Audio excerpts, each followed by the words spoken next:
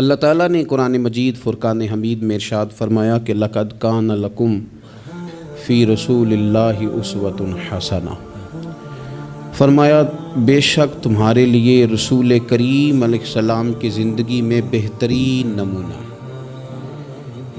نمونہ ہے تمہارے لیے حضور کی حیات نور میں۔ کچھ چیزیں ایسی ہوتی ہیں جو جہتوں کی، سمتوں کی، وقتوں کی پابند ہوتی ہیں، اور دنیا کے اندر کچھ چیزیں ایسی ہیں جو کسی جہت کی، کسی سمت کی، کسی وقت کی، کسی موسم کی پابند نہیں۔ ان میں سے دنیاوی لحاظ سے بھی کچھ چیزیں آپ کو میسر آئیں گی، لیکن کائنات میں جو چیز سب سے زیادہ عالمگیر ہے، سب سے زیادہ وسعت رکھنے والی ہے، سب سے زیادہ طاقت رکھنے والی ہے، وہ چیز ہے رسول اللہ کی سیرت مبارکہ۔ یہ کسی چیز کی پابند نہیں، حضور کی سیرت عالمگیر ہے، اتنی عالمگیر ہے کہ اس کے اندر دنیا بھر کے مسائل سمیٹے جا سکتے ہیں۔ حضور سید عالم صلی اللہ تعالیٰ علیہ وسلم نے ہمیں جو سیرت مبارکہ عطا کی ہے نا، وہ مکمل ہے، وہ جامع ہے، وہ عالمگیر ہے۔ وہ کسی ایک ہستی کے یا ایک بڑی شخصیت کے اقوال نہیں ہیں، بلکہ جو حضور کی سیرت مبارکہ ہے نا، وہ امام الانبیاء کی سیرت مبارکہ ہے۔ تمام انبیاء کرام کے جو کمالات ہیں اللہ تعالیٰ نے نبی کریم علیہ السلام کے اندر جمع فرما دی۔ حضور کی سیرت اس کی جامع ہے، اور اس کی جامع کیفیت میں وہ سیرت ہمارے پاس پوری طرح محفوظ ہے۔ حضرت عیسیٰ علیہ السلام اللہ کے بڑے عزتوں، شانوں، بلندیوں والے پیغمبر ہیں، پر انہوں نے تو نکاح ہی نہیں فرمایا۔ تو جو آدمی چاہے گا کہ میں نے شادی کرنی ہے اور مجھے سیرت چاہیے، تو وہ کہاں سے لے گا؟ جناب عیسیٰ علیہ السلام نے تو نکاح نہیں فرمایا۔ حضرت عیسیٰ علیہ السلام کی حیات مبارکہ میں نرمی ہی نرمی ہے، درگزر ہی درگزر ہے۔ اور ایک حیات مبارکہ ہے حضرت موسیٰ کلیم اللہ کی، جس میں جلال ہی جلال ہے، جس میں جلال ہی جلال ہے۔ اس چیز کو بھی بعض لوگ سمجھنا چاہیے کہ ہر جہت کی خوبصورتی کی، ہر پھول کی اپنی اپنی خوشبو ہوتی ہے، اور سارے پھول ملیں تو پھر گلدستہ بنتا ہے۔ تو اس لیے حضرت موسیٰ علیہ السلام کی حیات مبارکہ میں جلال ہی جلال ہے، لیکن رسول کریم صلی اللہ علیہ وسلم کی حیات نور آپ دیکھیں گے تو حضور نے تلوار اٹھائی میدان میں، حالات کچھ اور طرح کے تھے، تو جناب ابو سفیان رضی اللہ تعالیٰ عنہ کہتے میں نے کہا حضور تھوڑا سا پیچھے ہٹا جائے، معاملات کو دیکھا جائے۔ فرمایا نہیں بھائی، میں نبی ہوں، بات یہ بھی سچی ہے، اور میں عبد المطلب کا پوتا ہوں، بات یہ بھی سچی ہے۔ اب پیچھے نہیں ہٹنا، اب آگے چلنا۔ ایک معاملہ یہاں ہے، اور ایک معاملہ مقام حدیبیہ پہ ہے۔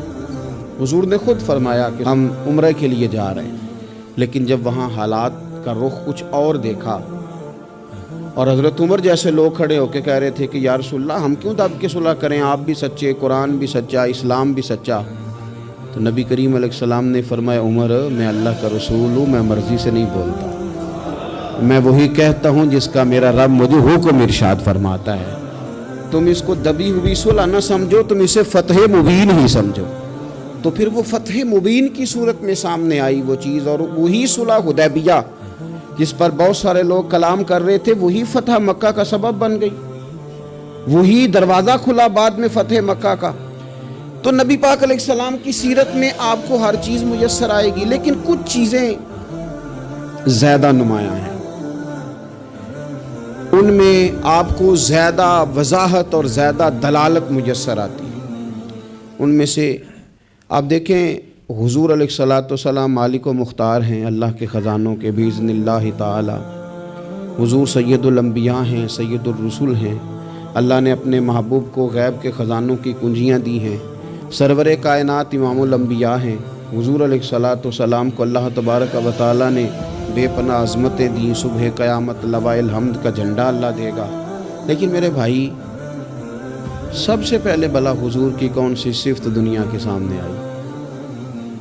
سب سے پہلے جس نام سے لوگوں نے نبی پاک کو جانا وہ کہ حضور کا صادق اور امین ہونا، کہ حضور سچے بڑے ہیں۔ نبی پاک صلی اللہ علیہ وسلم، ان کی زبان نور سے کبھی کوئی کلمہ ایسا جو خلاف واقعہ ہو نکلا حضور سچے ہیں، حضور سچے ہیں، نبی پاک نے جو کہہ دیا سو کہہ دیا، حضور اپنے وعدوں کے پکے ہیں، رسول پاک بات کے یہ سب سے پہلے صادق اور امین ہونا نبی پاک کا، میرے نبی پاک صلی اللہ تعالی علیہ وآلہ وسلم کی صداقت کا، حضور علیہ الصلوۃ والسلام کی زبان کی صفائی کا یہ عالم تھا کہ جب مسلمان نجاشی بادشاہ کے پاس پہنچ گئے، پہلی ہجرت جو ہجرت حبشہ کے نام سے موسوم ہے وہ ہجرت ہوئی، حضور سید عالم صلی اللہ علیہ وسلم کے غلام وہاں پہنچے تو انہوں نے وہاں شکایات بھیجی، اور جب شکایات وہاں پہنچ گئیں تو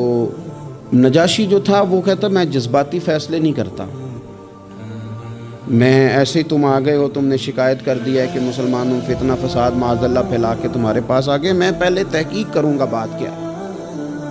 اس نے آن کر کے معلومات کی، کہنے لگا کوئی بندہ تلاش کرو، کوئی عرب کا بڑا آدمی وزادار سردار بندہ یہاں تمہیں نظر آئے تو وہ بندہ ذرا لے کے آؤ، اس سے میں نے کلام کرنا ہے، کوئی وزادار آدمی۔ ابو سفیان ابھی مسلمان نہیں ہوئے تھے، حضور کے چچا وہ ان دنوں حبشہ گئے ہوئے تھے تجارت کی غرض سے، لوگ انہیں پکڑ کے نجاشی کے پاس لے آئے تو نجاشی نے سوالات کیے بہت سارے۔ دو چیزیں ہوتی ہیں، ایک بندہ جب کسی کی حمایت میں ہوتا ہے تو پھر بھی سوچ سمجھ سے عاری ہوتا ہے، کیوں؟ اس لیے کہ نبی پاک صلی اللہ علیہ وسلم نے فرمایا محبت آدمی کو اندھا بہرا گونگا کر دیتی، اس وقت بھی وہ عاری ہوتا ہے، اور جب کسی کی مخالفت میں ہوتا ہے تو اس وقت بھی سوچ سمجھ سے عاری ہوتا ہے، اس وقت بھی اسے صحیح بات بھی غلط محسوس ہو رہی ہوتی۔ اب یہ مخالفت میں تھے تو کہتے ہیں حضور سید عالم علیہ السلام کے بارے میں جب سوالات پوچھے گئے، سوالات کیے گئے، اور ابو سفیان کہتے ہیں میں چونکہ مخالف تھا تو میں نے اسی انداز میں ایک کہانی رٹی رٹائی انہوں نے یاد کی ہوئی تھی، وہ رٹی رٹائی کہانی ہر جگہ یہ سنایا کرتے تھے، دیکھو جی جس پہ ہمارا ابا تھا، جس مذہب پہ، اس کو وہ کہتے ہیں گمراہ تھا، وہ جی ہمارے دادا کو کہتے ہیں وہ گمراہ تھا، وہ جی ہمارے نانا کو کہتے ہیں بت پرست تھا تو گمراہ تھا، وہ جی انہوں نے ایک بھائی مسلمان کر لیا ہے، دوسرا کافر ہے، گھروں میں لڑائی پیدا کر دی، یہ رٹی رٹائی کہانیاں۔ پھر وہ کہتے تھے دیکھو جی معاذ اللہ جادوگر ہے، کچھ پڑھ کے پھونکتے ہیں، وہ جی شاعر ہیں، بات ایسی سناتے ہیں کہ اپنے قبضے میں لے لیتے ہیں، یہ ساری کہانی انہوں نے یاد کی تھی۔ ابو سفیان کہتے ہیں میں نے وہاں ساری سنائی۔ اب نجاشی نے بھی سوالات پوچھے، کہنے لگے ان کے ماننے والے امیر ہیں کہ غریب ہیں؟ تو میں نے کہا ماڑے ماڑے لوگ۔ کہنے لگے نبیوں پر پہلے ایمان ہی غریب لوگ لایا کرتے ہیں۔ کہنے لگے اس نے بڑے سوالات کیے، بڑے میں نے جواب دیے، آخر میں اس نے ایک سوال پوچھا۔ ابو سفیان کہتے ہیں میں باہر سے نہیں گیا تھا، میں چچا تھا، مجھ سے پوچھا، کہنے لگے کیا کبھی اس محبوب نے جھوٹ بھی بولا ہے؟ کیا کبھی جھوٹ بھی بولا ہے؟ کبھی؟ تو ابو سفیان کہتے ہیں کہ ایک منٹ کے لیے چونکہ مخالف تھا، میرے دل میں خیال آیا کہہ نہ دوں بولا ہے معاذ اللہ، نقل کفر نہ باشد۔ کہتے ہیں پھر میں نے سوچا کہ ایک تو یہ عرب کی وزاداری کے خلاف ہے کہ میں غلط بات کروں، اور دوسرا یہ کہ میں انہیں جادوگر کہوں تو شاید کوئی اس پر سوچے، شاعر کہوں تو شاید کوئی توجہ کرے، پر مدینے والے محبوب نے جھوٹ بولا ہے یہ تو مانے گا ہی کوئی نہیں، یہ کیسے ہو سکتا ہے؟ یہ تو صادق اور امین ہونا تو ان کا آفتاب سے زیادہ روشن، کون اس بات کو تسلیم کرے گا؟ کون مانے گا؟ کوئی نہیں مانے گا۔ اللہ اکبر، کون تسلیم کرے گا؟ ابو سفیان کہتے اس نے پھر پوچھا بتاتے کیوں نہیں، چپ کیوں کر گئے ہو، کیا کبھی انہوں نے جھوٹ بھی بولا ہے؟ اللہ اکبر۔ تو ابو سفیان کہتے ہیں میں بول پڑا، میں نے کہا کہ وہ میرے بھتیجے ہیں، میں نے انہیں ماں کی گود میں بھی دیکھا، دادا کے کندھوں پہ بھی دیکھا، چچا کے گھر میں بھی دیکھا، ختیجہ کا دولہا بنے بھی دیکھا، میں نے اس حبیب کو جگہ جگہ دیکھا، اور میری آنکھوں کے سامنے ان کی کان پٹیوں پہ مقدس سفید بال آئے، میں نے بڑا کچھ دیکھا، اور میں نے اس حبیب کو کبھی جھوٹ بولتے نہیں دیکھا، کبھی یہ لفظ زبان سے نکلے ہی نہیں، کبھی یہ بات کہی نہیں، کبھی جھوٹ بولا ہی نہیں، سوال ہی نہیں پیدا ہوتا۔ تو کہتے سناٹا چھا گیا میری بات پر مجمع میں۔ نجاشی نے کندھے کے اوپر رومال رکھا، اٹھ دیا۔ میں نے کہا بادشاہ رزلٹ تو ہی ناؤسکار، تو نے سوال پوچھا میں نے جواب دیا، اب جا رہا ہے؟ کہنے لگا رزلٹ کیا دینا ہے، رزلٹ تو نکل آیا ہے، جس نے کبھی بندوں سے جھوٹ نہیں بولا وہ یہ جھوٹ کیوں بولے گا کہ میں اللہ کا رسول بن کے آیا ہوں؟ یہ والا جھوٹ کیوں؟ اسیر دشمن کی چاہ میں بھی، مخالفوں کی نگاہ میں بھی، وہ امی ہے، صادق ہے، معتبر ہے، میرا پیغمبر عظیم تر ہے، میرا پیغمبر عظیم تر ہے، میرا پیغمبر عظیم تر ہے۔ لگے جو مزدور شاہ ایسا، نہ دھن نہ دولت سربراہ ایسا، دیکھو عرش نشیں کا زمیں پہ گھر ہے، میرا پیغمبر عظیم تر ہے۔ عرش نشیں کا زمیں پہ گھر ہے، میرا پیغمبر عظیم تر ہے۔ میرے عزیز، رسول پاک علیہ السلام کا سچا ہونا، دیانتدار ہونا، یعنی مخالف بھی جس بات کو کہے کہ ہاں یہ بات ٹھیک ہے، کہ ان کی زبان سے کبھی بات غلط نہیں نکلی، لیکن دروغ گوئی، جھوٹ، اور دنیا کے سامنے جھوٹ، اور قومی معاملات میں جھوٹ، اور جتنا دل کرے کھل کے جھوٹ، یہ رویے جب قوموں کے ہو جائیں، میرے عزیز، ایک حضور سید عالم صلی اللہ علیہ وسلم کی صداقتیں، اور پھر میں ایک مقام پہ پہلے بھی میں نے عرض کیا تھا، پھر کہتا ہوں، حضور سید عالم صلی اللہ تعالیٰ علیہ وسلم نے فرمایا تھا یہ جو جھوٹ ہوتا ہے یہ شک پیدا کرتا ہے، اور یہ سچ جو ہوتا ہے یہ اطمینان پیدا کرتا ہے۔ آپ زندگی میں تھوڑے وعدے کر لیں، تھوڑی باتیں کر لیں، پر جتنی کریں، میں عوام سے بھی کہتا ہوں، بیوی نہیں اعتبار کر رہی ہوتی، وہ کہتے ہیں تو جھوٹ ہی بڑے بولتا ہے۔ ایک دوست مجھ سے کہنے لگے کہ آپ اماں سے کہہ دیں کہ میں اس دفعہ عمرے پہ ضرور بھیجوں گا، وہ آپ کی بات مان جائے گی۔ میں نے کہا اماں، ابا کو راضی کرنے میں 7-8 منٹ لگ جاتے ہیں، پر اماں تو 1.5-2 منٹ میں راضی ہو جاتی ہیں، تو آپ کی اماں نہیں راضی ہو رہی۔ کہنے لگے پہلے کئی دفعہ کہہ چکا ہوں نا عمرے پہ بھیجوں گا، تو بھیج نہیں سکا، تو لہٰذا وہ اب کہتی ہے تو جھوٹ بولتا ہے، تو نے کوئی نہیں بھیجنا، تو فراڈ کرتا ہے۔ ہمارے ہاں مسئلہ مال و دولت کا نہیں، عدم اعتماد کا ہے، اور جب عدم اعتماد اس حد تک پہنچ جائے کہ مائیں بھی اعتبار کرنا چھوڑ جائیں، تو وہ قومیں کیا کردار ادا کریں گی، اور کیا وہ سوسائٹی میں خیر تقسیم کریں گی؟ تو سچی بات، نبی پاک علیہ السلام نے فرمایا بندہ جھوٹ بولتا ہے، اور اتنے جھوٹ بولتا ہے کہ وہ رب کی بارگاہ میں جھوٹا لکھ دیا جاتا ہے، اور پھر اس کے لیے جہنم کا فیصلہ ہو جاتا ہے۔ اور کچھ بندے سچ کی کوشش کرتے ہیں، اتنی کوشش کرتے ہیں کہ اللہ کی بارگاہ میں سچے لکھ دیے جاتے ہیں، اللہ کے حضور وہ سچے لکھ دیے جاتے ہیں، اور فرمایا یہ سچ ہی انہیں جنت میں لے جائے گا۔ دوسری بات جو حضور کی سیرت مبارکہ میں ہمیں بہت زیادہ نظر آتی ہے، وہ ہے عہد کی پابندی، وعدوں کی پابندی۔ جو کہہ لیا سو کہہ لیا۔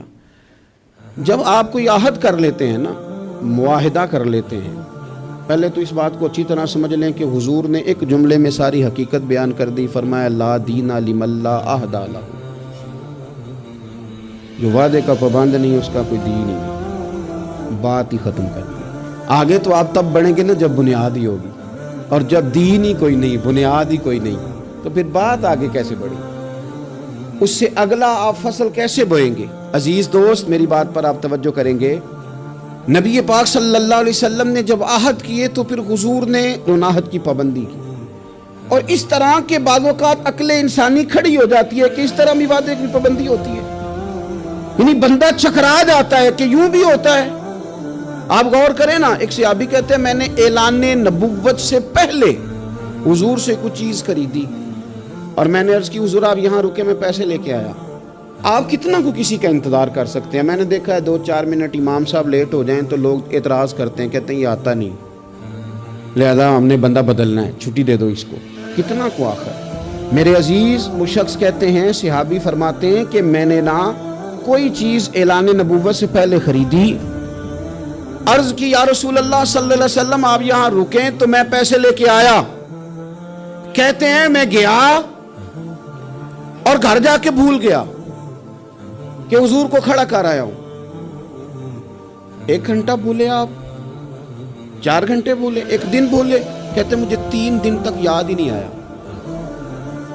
میں نے کہہ دیا آپ نے سن لیا، کبھی سوچو 3 دن انتظار کوئی آسان کام ہے؟ الانتظار اشد من القتل، اہل عرب کہتے ہیں قتل ہوتی اتنی تکلیف نہیں ہوتی جتنی انتظار کرتے ہوئے ہوتی، یہ تو موت سے سخت بات ہوتی۔ کہتے 3 دن مجھے یاد ہی نہ آیا، 3 دن کے بعد مجھے یاد آیا تو میں جلدی سے وہ پیسے تھامے اور اس جگہ پہنچا، جا کے دیکھا تو حضور وہیں کھڑے تھے جہاں میں کھڑا کر آیا۔ وہ تیری سیرت تیری صورت زمانے سے نرالی ہے، تیری ہر ایک ادا پیارے ادائے بے مثالی۔ حضور وہیں کھڑے تھے، وہیں جلوہ فراز تھے، کہتے ہیں مجھے دیکھ کے حضور نے چہرے پر کوئی بل نہیں ڈالا, کوئی حضور کے شکن نہیں آئی. فرمانے لگے تم نے مجھے بڑی تکلیف میں ڈال دیا, تم کھڑا کر گئے تھے, میں یہیں پہ کھڑا ہوں, اسی وقت سے کھڑا ہوں. میرے رسول پاک صلی اللہ تعالی علیہ وسلم نے وعدوں کے وفا کے تعلق سے جو ہمیں سیرت عطا فرمائی, حضور علیہ الصلوۃ والسلام نے جو اپنا اسوہ نور اس تعلق سے ہمیں دیا ہے, وہ ہر شخص کے لیے دستور حیات ہے, وہ ہر شخص کے لیے دستور عمل ہے. ہر شخص کو چاہیے کہ وہ ان زاویوں میں اپنے آپ کو ڈھونڈے, تلاش کرے. بڑی تکلیف ہوتی ہے عوامی سطح پر بھی جب ایسی باتیں سننے کو ملتی ہیں کہ نہیں جی نہیں وہ تو سیاسی بات تھی. سیاسی بات کیا ہوتی ہے؟ جھوٹ. بخاری شریف میں تو یہ لفظ موجود ہیں کہ بنی اسرائیل کی سیاست ان کے نبی کرتے تھے. سیاست کا معنی تو تدبیر کرنا ہے, سیاست کو آپ نے فراڈ کا نام دے دیا ہے. وہ جی وہ میں نے تو بس ویسے بات کی تھی, اس کا کیا معنی ہوتا ہے, اس کا کیا مطلب ہوتا ہے؟ کچھ مسائل ایسے ہیں جو آپ خود پیدا کرتے ہیں, کچھ چیزیں ایسی ہیں جن کے اندر آپ خود چیزوں کو اس پیک پہ لے کے آتے ہیں. اللہ جانے آپ کے کیا مقاصد ہیں اس میں. میرے رسول پاک علیہ الصلوۃ والسلام نے عہد کی پابندی, وعدوں کی پاسداری, اس پر لوگوں کی توجہ دلائی. اور میں نے کہا کہ بعض اوقات حالات اتنے خوفناک ہوتے تھے. حدیبیہ کی صلح ہو رہی ہے اور اس صلح کے اندر ایک شرط یہ تھی کہ اگر کوئی مسلمان اپنے آقا کی مرضی کے بغیر مکہ مکرمہ سے مدینہ طیبہ آئے گا تو حضور اسے رکھیں گے نہیں. اگر کوئی شخص مدینے سے مکہ جائے گا تو مکے والے واپس نہیں کریں گے. اور بخاری شریف میں موجود ہے کہ اسی شرط پر جناب عمر فاروق پریشان ہوئے کہ ہم تو دب کے صلح کر رہے ہیں, صلح تو برابری کی بنیاد پر ہوتی ہے. یہ کیا بات ہوئی کہ ہمارا بندہ جائے تو واپس نہ کرے, ان کا ہے تو ہم واپس کریں. لیکن حضور نے فرمایا میں اللہ کا رسول ہوں, میں اللہ کا, جو میں دیکھ رہا ہوں وہ تم سمجھ نہیں رہے, میں رب کا رسول ہوں. اور حضرت عمر کہتے ہیں یہ پہلے میں نے حضور سے بات کی, پھر حضرت ابو بکر سے بات کی, پر قربان جاؤں جو جواب مجھے حضور نے دیا وہی جناب صدیق اکبر نے دیا. کہو عمر وہ اللہ کے رسول ہیں, وہ جو کہتے ہیں حق اور سچ ہی کہتے ہیں. حضرت سیدنا فاروق اعظم اور رضی اللہ تعالیٰ عنہ ارشاد فرمانے لگے کہ اس موقع پر نے ایک اور بھی معمہ ہوا. ایک تو یہ صلح اس انداز میں ہوئی, پھر ایک عجیب مسئلہ ہوا. صحابہ فرماتے ہیں ایک صحابی تھے حضرت ابو جندل رضی اللہ تعالیٰ عنہ, ان کو ان کے والد نے زنجیروں میں باندھا ہوا تھا اور گھر کے اندر قید کیا ہوا تھا کہ آپ جا نہیں سکتے. جب انہیں پتہ چلا نا حضور تو حدیبیہ تک آ گئے, تو کسی طریقے سے نا اپنی زنجیریں توڑ کے, اور بعض سیرت نگاروں نے لکھا ہے زنجیروں سمیت, زنجیروں سمیت جب وہ آ رہے تھے تو پاؤں میں زنجیریں پھر پھر کے نا ان کے زخم بن گئے تھے. وہ زنجیروں سمیت آئے حضور کے سامنے کھڑے ہو, کہتے ہیں سونیا مجھے چھوڑ کے نہ جانا. میں اکثر دوستوں سے کہتا ہوں پیر صاحب کبھی کہہ دینا مریدوں کو کہ عمرہ کرنے جانا ہے اور بعد میں فراڈ ہو جائے وہاں, تو مرید کہتے ہیں لگتا ہے پیر بھی شامل ہے صاحب, اس نے تو کہا تھا. بہت سارے لوگ کہتے ہیں جی وہ پیر صاحب آپ سے دعا کرائی تھی تو وہ کام نہیں ہوا. تو میں نے کہا دعا کا مطلب کیا ہوتا ہے؟ کوئی پیر معاذ اللہ تعالیٰ خدا کی حکمت کو مجبور کر سکتا ہے؟ جیسے جب چاہے رب جس طرح چاہے ویسے کرے. اللہ کے عاجز بندے ہیں, دعا کرتے ہیں اس امید پر کہ خدا فضل کرے گا. تو اب بڑی جلدی لوگ ڈگمگا جاتے ہیں کہ فلاں جگہ ایسا ہو گیا. حضور سید عالم صلی اللہ علیہ وسلم کی بارگاہ میں عرض کیا یا رسول اللہ صلی اللہ علیہ وسلم, حضور مجھے چھوڑ کے نہ جائیے گا, بڑا مارتا ہے میرا باپ. آپ ذرا کیفیت دیکھیں, حضور نے وعدہ کر لیا ہے کہ ہم لے کے نہیں جائیں گے. وہ آ گئے, رو رہے ہیں یا رسول اللہ چھوڑ کے نہ جائیے گا. ان کے والد کھڑے ہو گئے, کہنے لگے کہ آپ نے وعدہ کیا آپ لے کے نہیں جا سکتے. امتحان دیکھو محبت کا. کوئی ضروری ہے کہ ہر موقع پر شاباشی ملے, ہر وقت مسکرا کے ملا جائے؟ یہاں تو لوگ اس بات پہ بھی ناراض ہو جاتے ہیں کہ مجھے 21 دفعہ ملے ہیں تو 20 دفعہ ہنسے, 21ویں دفعہ ہنسے نہیں. خیر ہے آج مسکرائے نہیں. ہر بات میں لوگ ایک پہلو تلاش کر لیتے ہیں کمزوری کا. وہ رو رہے ہیں, تڑپ رہے ہیں, اور صحابہ کہتے ہیں ہماری خواہش تھی ان کا درد دیکھ کر کے حضور حکم کریں تو ہم زنجیریں ساری توڑ دیں. پر میرے رسول نے کیا فرمایا؟ فرمایا ابو جندل تمہیں جانا ہے کیونکہ میں وعدہ کر چکا ہوں. جب کوئی وعدہ کر لے پھر اس سے نتائج کی پرواہ، کیا ہوگا کیسے ہوگا، پھر اس بات کی پرواہ، میں وعدہ کر چکا ہوں لہذا اب تمہیں واپس جانا ہے، اور جب تک میں دوسرا حکم نہ دوں اتنی دیر تک لوٹنا نہ۔ ان کے آنسو پوچھے گئے، وہ واپس گئے۔ کیا کہا تھا درویش نے؟ ایک واری میری آنکھیاں چوں اونا نے اتھرو پونجے سن، ہن تے چسکا پی گیا رونے دا، ہن تے مینوں چسکا ہی پی گیا رونے دا، تے ہر ویلے آہو زاری دا۔ نبی پاک علیہ السلام نے واپس بھیج دیا۔ یہ وقتی طور پر کرب کا مسئلہ تھا، تکلیف کا تھا، لیکن اپنے وعدے کی پاسداری، اپنے وعدے اور معاہدے کی پابندی۔ کوئی بھی آپ کمٹمنٹ کریں، کسی کے ساتھ بھی کریں، کسی بھی لحاظ سے کریں، اور جو لوگ اپنے حساب سے بڑے بنتے ہوں، سربراہان کہلاتے ہوں، ان کے لیے تو زیادہ ضروری نہیں ہو جاتا کہ اگر وہ کوئی کال قرار کرتے ہیں، کوئی بات کرتے ہیں، تو پھر اس کا انہیں پابند بھی ہونا چاہیے۔ تو چیزوں کو اگر حضور کی سیرت نور کی روشنی میں دیکھا جائے تو میرے نبی پاک علیہ السلام نے پھر وعدے کی پابندی کو امت کو دستور بنا کے دیا۔ حضرت حذیفہ بن یمان، حضرت ابو حسین رضی اللہ تعالیٰ عنہ، یہ دو لوگ کہتے ہیں کہ بدر کی جنگ میں نا ہم حضور کے ساتھ لڑنے کے لیے گھر سے نکلے، رستے میں ابو جہل نے اور کچھ اور لوگوں نے ہمیں روک لیا، کہاں جا رہے؟ ہم نے کہا حضور کی زیارت کے لیے۔ انہوں نے کہا نہیں، تم جنگ کرنے جا رہے، لڑائی کرنے جا رہے، تم لڑو گے۔ ہم نے وہاں وعدہ کر لیا کہ ہم نہ صرف زیارت کریں گے، ہم لڑیں گے نہیں، وعدہ کر لیا۔ جب ہم حضور کی بارگاہ میں پہنچے نا تو عرض کی یا رسول اللہ صلی اللہ تعالیٰ علیہ وسلم، حضور ہم وہاں وعدہ کر رہے ہیں کہ لڑیں گے نہیں، ورنہ وہ آنے نہیں دیتے تھے، ہمیں گرفتار کر لیا تھا انہوں نے، وعدہ کر رہے ہیں کہ لڑیں گے نہیں۔ تو یا رسول اللہ صلی اللہ تعالیٰ علیہ وسلم ہمارے لیے حکم کیا؟ یہ بدر کی لڑائی تھی جس میں ایک ایک آدمی کی ضرورت تھی، 1000 کا مقابلہ 313 کے ساتھ ہے، ایک ایک فرد کی، ایک ایک شخص کی ضرورت ہے۔ تو یا رسول اللہ وعدہ کر رہے ہیں کہ لڑیں گے نہیں، تو حکم کیا ہے؟ تو نبی پاک صلی اللہ تعالی وسلم نے فرمایا چونکہ تم نے وعدہ کیا نہیں لڑو گے تو تم ادھر بیٹھ جاؤ۔ یا رسول اللہ ایک ایک بندے کی ضرورت ہے، فرمایا نہیں، ہمیں رب کی مدد کی ضرورت ہے، اللہ کی نصرت کی ضرورت ہے، وعدہ کر لیا ہے لہذا وعدے پر قائم رہیں گے۔ ایک بات اور سیرت کے عنوان پر آپ کی خدمت میں عرض کرنی ہے، اس پر بھی ضرور توجہ کرنی ہے ہم لوگوں کو، اور خوب ہمیں اس بات کی طرف بھی اپنے معاملات کو لے کر کے جانا ہے۔ میرے عزیز دوست، میرے عزیز بھائی، ہم ہیں رسول کریم کے ماننے والے۔ مجھے ایک بات بتلائیے کہ حضور کی سیرت، حضور کی سنت حضور کے ماننے والے اپنائیں گے یا کوئی اور آ کے اپنائے گا؟ ایک شخص نے دعویٰ کیا کہ یا رسول اللہ میں آپ کا غلام ہوں، تو اب سیرت پر عمل اسی نے کرنا تھا کہ کسی اور نے باہر سے آ کے کرنا؟ ہم اس طرح کر رہے ہیں کہ ہم نا سیرت نبوی سے، میں بہت سارے دوستوں سے جب کہتا ہوں نا آپ داڑھی شریف حضور کا طریقہ مبارکہ اس کو اپنائیں، تو وہ کئی قسم کے بہانے کرتے ہیں۔ بعض دوست یہ کہتے ہیں کہ میں ابھی نیک نہیں ہوں، تو میں کہتا ہوں اس دنیا میں کون بندہ ہے جس نے یہ دعویٰ کر لیا ہے کہ میں اب اتنا نیک ہوں کہ کبھی گناہ نہیں کروں گا؟ کوئی ہے ایسا؟ انبیاء کے بعد، فرشتوں کے بعد کوئی معصوم ہے امت میں؟ تو انسان کے ساتھ چیزیں رہیں گی، پر آپ آغاز تو کریں سنت شریعت سے، آپ شروع تو کریں۔ ہم نے کس دن سنت شریعت کا سفر کرنا ہے؟ نبی پاک صلی اللہ علیہ وسلم کے ہر فعل میں حکمت، حضور کی ہر بات میں حکمت۔ کیا ایک چھوٹی سی بات ہے مسواک، کوئی بڑی بات ہے؟